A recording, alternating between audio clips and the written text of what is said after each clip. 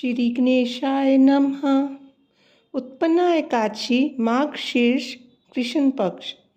श्री सूत जी बोले, हे महर्षियों, विधि सहित इस एकादशी महात्म्य को भगवान श्री कृष्ण ने कहा था।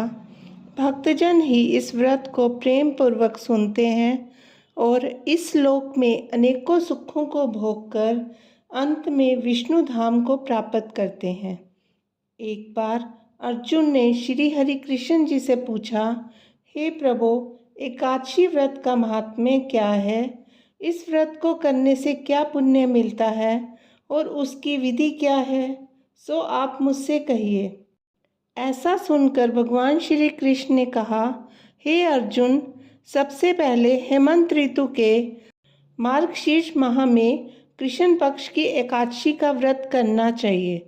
दशमी की शाम को दातुन करनी चाहिए और रात को भोजन नहीं करना चाहिए। एकादशी को सुबह संकल्प नियम के अनुसार कार्य करना चाहिए। दोपहर को संकल्प पूर्वक स्नान करना चाहिए। स्नान से पूर्व शरीर पर मिट्टी का लेप करना चाहिए। स्नान के बाद मस्तक पर चंदन का तिलक लगाएं। चंदन लगाने का मंत्र इस प्रकार है, अश्वक्रांते रथक्रांते विष्णुकांते वसुंधरे उद्धृतापि वराहेन कृष्णनेन शतबाहुना मृत्तिके हर में पाप यन्मया पूर्वक संचितम तव्याहतेन पापेन गच्छामि परमाम गतिम। स्नान के बाद धूप दीप नैवेद्य से भगवान का पूजन करना चाहिए। रात को दीपदान करना चाहिए। ये सभी सत्कर्म भक्ति पूर्वक करने चाहिए। रात्रि में जागरण करते हुए श्री हरि का नाम जप करना चाहिए तथा किसी भी प्रकार के भोग विलास या स्त्री प्रसंग से सर्वथा दूर रहना चाहिए। हृदय में शुद्ध एवं सात्विक विचारों को ही स्थान देना चाहिए। एकादशी के दिन श्रद्धापूर्वक ब्राह्मणों को दान दक्षिणा देनी चाहिए और उनसे अपनी गलतियों की क्षमा मांगनी चाहिए। धार्मिक जनों को शुक्ल और कृष्ण पक्ष की दोनों एकादशियों को एक समान समझना चाहिए। उनमें भेदभाव उचित नहीं है। ऊपर लिखी विधि के अनुसार जो मनुष्य एकादशी का व्रत करते हैं उनको शंखोधार तीर्थ एवं दर्शन करने से जो पुण्य मिलता है वह एकादशी व्रत के पुण्य के 16वें भाग के बराबर भी नहीं है। हे पांडु श्रेष्ठ, व्यतिपात योग में, संक्रांति में तथा चंद्र सूर्य ग्रहण में दान देने से और कुरुक्षेत्र में स्नान करने से जो पुण्य प्राप्त होता है वही पुण्य मनुष्य को एकादशी का व्रत करने से प्राप्त होता है। हे अर्जुन, जो फल वेद पाठी ब्राह्मणों को 1000 गोदान करने से मिलता है उससे 10 गुना अधिक पुण्य एकादशी का व्रत करने से मिलता है।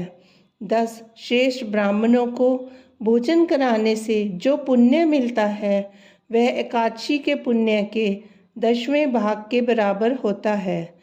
निर्जल व्रत करने का आधा फल एक बार भोजन करने के बराबर होता है। अतः एकादशी का व्रत करने पर ही यज्ञ दान तप आदि मिलते हैं, अन्यथा नहीं। अतः एकादशी को अवश्य ही व्रत करना चाहिए। इस व्रत में शंख से जल नहीं पीना चाहिए। मांसाहार तथा अन्य निरामिष भोजन एकादशी के व्रत में सर्वथा वर्जित है। एकादशी व्रत का फल 1000 यज्ञों से भी अधिक है। ऐसा सुनकर अर्जुन ने कहा, हे भगवान, आपने इस एकादशी के पुण्य को अनेक तीर्थों के पुण्य से श्रेष्ठ तथा पवित्र क्यों बतलाया है? यह सब आप विस्तार पूर्वक कहिए। भगवान श्री कृष्ण बोले, हे कुंती पुत्र, सतयुग में एक महाभयंकर दैत्य हुआ था। उसका नाम मूर्त था। उस दैत्य ने इंद्र आदि देवताओं पर विजय प्राप्त कर उन्हें उनके पद से च्युत कर दिया।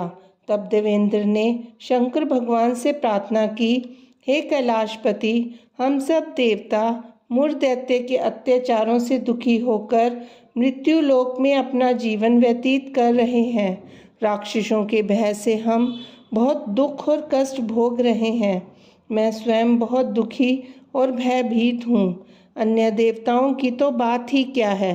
अतः हे देवादिदेव, आप कृपा कर इस महान दुख से छूटने का उपाय बतलाइए। तब शंकर जी ने कहा, हे देवेंद्र, आप विष्णु भगवान के पास जाइए। मधुकैटभ का संहार करने वाले श्री हरि देवताओं को अवश्य ही भय से मुक्त करेंगे।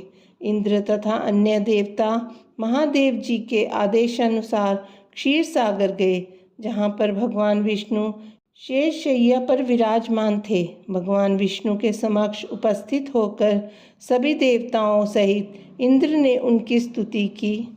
हे देवादिदेव, आप स्तुति करने योग्य हैं, आपको बारंबार प्रणाम है। हे दैत्यों के संहारक, आप हमारी रक्षा करें। हे जगन्नाथ, हम समस्त देवगण दैत्यों से भयभीत होकर आपकी शरण में आए हैं। इस समय दैत्यों ने हमें स्वर्ग से निकाल दिया है और हम सब देवता बड़ी ही दयनीय स्थिति में पृथ्वी पर विचरण कर रहे हैं। अब आप ही हमारी रक्षा कीजिए, रक्षा कीजिए। हे देवादिदेव, हे त्रिलोकपति, हमारी रक्षा करें। देवताओं की करुण वाणी सुनकर श्री विष्णु भगवान बोले, हे देवताओं, वह कौन सा दैत्य है जिसने देवताओं को जीत लिया है? तुम सभी देवगण किसके भय से पृथ्वी लोक में भटक रहे हो? क्या वह असुर इतना बलवान है जिसने इंद्र सहित सभी देवों को जीत लिया है? तुम निर्भय होकर मुझे सब कुछ बताओ। भगवान के उन अमृत रूपी वचनों को सुनकर इंद्र बोले, हे भगवान, प्राचीन समय में ब्रह्मवंश में उत्पन्न हुआ नाड़ी जंगम नाम का एक दैत्य था, जिसका मूर नामक एक पुत्र है, जो चंद्रवती नामक नगरी में निवास करता है, जिसने अपने बल से समस्त विश्व को जीत लिया है और सब देवताओं को देवलोक से निकालकर अपने दैत्य कुल के असुरों को इंद्र, अग्नि, यम, वरुण, चंद्रमा आदि लोकपाल बना दिया है। वह स्वयं सूर्य बनकर पृथ्वी को तापता है और स्वयं मेघ बनकर जल की वर्षा करता है। अतः आप उस बलशाली भयानक दैत्य का संहार करके देवताओं की रक्षा करें। इंद्र के ऐसे वचन सुनकर श्री विष्णु भगवान बोले, देवताओं, मैं तुम्हारे शत्रु का शीघ्र ही संहार करूँगा। मुझे तुरंत ही चंद्रवती नगरी में ले चलिए। इस प्रकार भगवान विष्णु देवताओं के साथ चल दिए। उधर दैत्यराज मूर ने अपने तेज से जान लिया था कि श्री विष्णु युद्ध की इच्छा से उसकी राजधानी की ओर आ रहे हैं। अतः अपने राक्षस योद्धाओं के साथ वह भी युद्ध भूमि में आकर गरजने लगा। देखते ही देखते युद्ध आरंभ हो गया। युद्ध प्रारंभ होने पर असंख्य दानव अनेक अस्त्रों शस्त्रों को धारण कर देवताओं से युद्ध करने लगे, परंतु देवताओं के मन में तो पहले ही भय समाया हुआ था। वे अधिक देर तक दैत्यों के सामने न टिक सके और भाग खड़े हुए। तब भगवान विष्णु स्वयं युद्ध भूमि में आ गए। दैत्य पहले से भी अधिक जोश में भरकर भगवान विष्णु से युद्ध करने लगे। वे अपने अस्त्र शस्त्रों से उन पर ताबड़तोड़ प्रहार करने लगे। भगवान भी चक्र और गदा से उनके अस्त्र शस्त्रों को नष्ट करने लगे। इस युद्ध में अनेक दानव सदैव के लिए मृत्यु की गोद में सो गए, परंतु दैत्यों का राजा मूर भगवान के साथ निश्चल भाव से युद्ध करता रहा। उसका तो जैसे अभी बाल भी भांका नहीं हुआ था। वह बिल्कुल बेखौफ होकर युद्धरत था।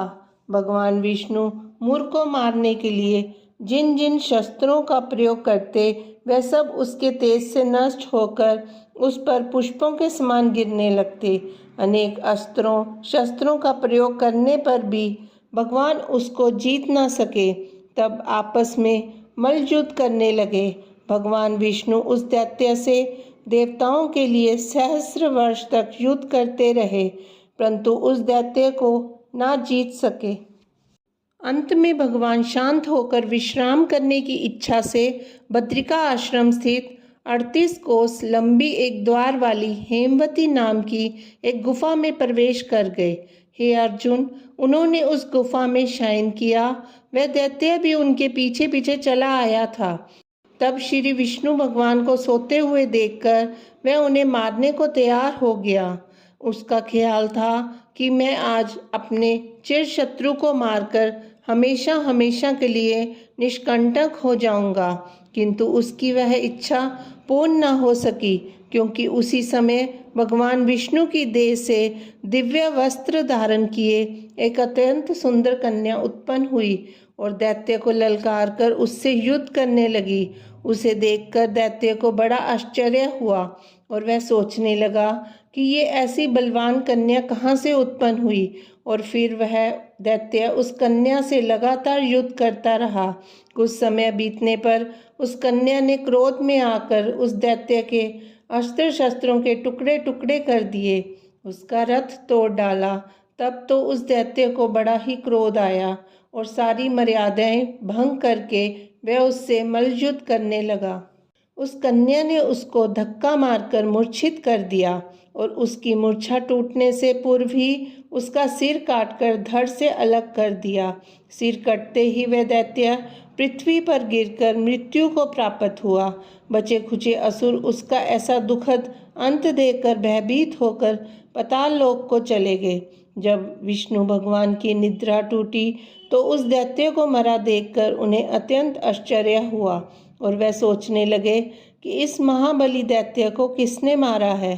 तब वह कन्या भगवान से हाथ जोड़कर बोली, हे प्रभु, यह दैत्य आपको मारने को उद्यत था, तब मैंने आपके शरीर से उत्पन्न होकर इसका वध किया है।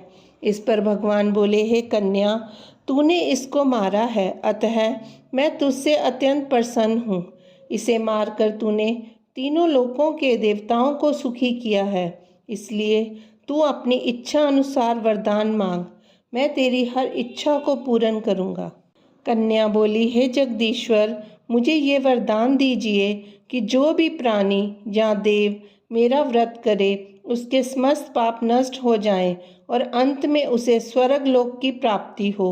मेरे व्रत का आधा फल रात्रि को मिले और उसका आधा फल एक समय भोजन करने वाले को मिले। जो श्रद्धालु भक्तिपूर्वक मेरे व्रत को करें वे निश्चय ही विष्णु लोक को प्राप्त करें। जो मनुष्य मेरे दिन तथा रात्रि को एक बार भोजन करे वे धन धान्य से भरपूर रहे। कृपा करके मुझे ऐसा वरदान दीजिए। भगवान विष्णु बोले, हे कल्याणी, ऐसा ही होगा। मेरे और तेरे भक्त एक ही होंगे और अंत में संसार में प्रसिद्धि को प्राप्त होकर मेरे लोक को प्राप्त करेंगे। हे कन्या, तू एकादशी को पैदा हुई है, इसलिए तेरा नाम भी एकादशी हुआ, और क्योंकि तू मेरे अंश से उत्पन्न हुई है इसलिए संसार में तुझे उत्पन्ना एकादशी के नाम से जाना जाएगा। तथा जो मनुष्य इस दिन व्रत करेंगे उनके समस्त पाप जड़ से नष्ट हो जाएंगे और अंत में वह मुक्ति को प्राप्त करेंगे। तू मेरे लिए अब तीज, अष्टमी, नवमी और 14 से भी अधिक प्रिय है। तेरे व्रत का फल सब तीर्थों के फल से भी महान होगा, ये मेरा स्पष्ट कथन है। ऐसा कहकर भगवान उसी स्थान पर अंतर्धान हो गए। एकादशी भी भगवान के उत्तम वचनों को सुनकर प्रसन्न हुई। भगवान श्री कृष्ण बोले, हे पांडुनंदन, एकादशी के व्रत का फल सभी व्रतों व सभी तीर्थों के फल से श्रेष्ठ है। एकादशी का व्रत करने वाले मनुष्यों के शत्रुओं को मैं समूल नष्ट कर देता हूँ और व्रत करने वाले को मोक्ष प्रदान करता हूँ। उन मनुष्यों के जीवन की जो भी विघ्न बाधाएं होती हैं मैं उन्हें भी दूर कर देता हूँ। तात्पर्य ये है कि मुझे अत्यंत प्रिय एकादशी के व्रत को करने वाला प्राणी सभी ओर से निर्भय और सुखी होकर अंत में मोक्ष का अधिकारी होता है। हे अर्जुन, ये मैंने तुम्हें एकादशी की उत्पत्ति के विषय में बतलाया है। एकादशी व्रत समस्त पापों को नष्ट करने और सिद्धि को देने वाला है। उत्तम मनुष्यों को दोनों पक्षों की एकादशियों को समान समझना चाहिए, उनमें भेदभाव मानना उचित नहीं है। जो मनुष्य एकादशी महात्म्य का श्रवण व पठन करेंगे वह अश्वमेध यज्ञ के समान फल प्राप्त करेंगे। ये मेरा सत्य वचन है, इसमें किसी प्रकार का संशय नहीं है। कथा सार। ये एकादशी भगवान विष्णु की साक्षात शक्ति है। जिस शक्ति ने उस राक्षस का वध किया जिसे भगवान भी जीत पाने में असमर्थ थे, उस शक्ति के आगे मनुष्य के पाप रूपी राक्षस भला कैसे ठहर सकते हैं। जिस शक्ति ने देवताओं को सुख दिया वह प्राणी मात्र को क्या नहीं दे सकती। सुख, समृद्धि, शांति और मोक्ष सभी कुछ सहज ही प्राप्त हो जाता है। ओम नमो नारायणाय।